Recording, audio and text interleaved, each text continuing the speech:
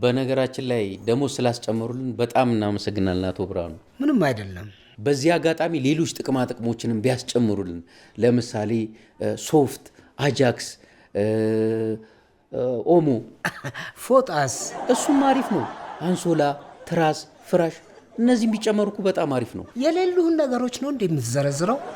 ለማንኛውም ደሞዙም የተጨመረው በብዙ ጭቅጭቅ ነው። መጀመሪያ እሱን አጣጥሙት። እሺ ጋሽ ፍሬ። እንዴ ቆይ እንጂ ፈልጌ እኮ ነው የጠራሁ።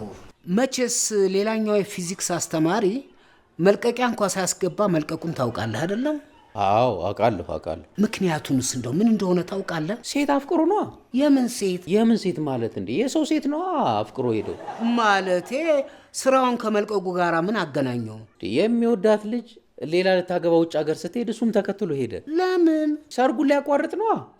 ለነገሩ እሷ ቀድማ ነው በፕሌን ሄደችው። እሱስ በሊቢያ። አይ ለልጇ ሰርግ ነው የሚደርሰው በለኛ። ለማንኛውም አንድ አስተማሪ ዛሬ ኢንተርቪው እናደርጋለን። ግን እስከዚያ ድረስ አንተ የፊዚክስ ክላሱን ደርበህ እንድትይዘው ነው የጠራው። ኧረ እኔ አልይዝም። ለምን? እኔ ይደክመኛል። ምን ማለት ነው ይደክመኛል? እና ተማሪዎቹ አይማሩም? እኔ ጥናትም አለብኝ፣ ስለዚህ አልችልም። ደግሞ ድሮ እርሶ አስተማሪ አልነበሩ እንዴ? ለምን አይዙትም ክላሱን? እኔ እኮ የፊዚክስ አስተማሪ አልነበርኩም፣ የአማርኛ ነው እንጂ። ታዲያ ምን ችግር አለው? ፊዚክሱን በአማርኛ ያስተምሯቸዋል። ሂድ በቃ። አሁን እሺ ምንድን ነው የማደርገው? በቃ ያለኝ አማራጭ የፊዚክስ መጽሐፉን አንብቤ ራሴ ማስተማር ብቻ። ለነገሩ እሱን ከማንበብ ተማሪዎቹን ስፖርት ማስወጣት ይቀላል።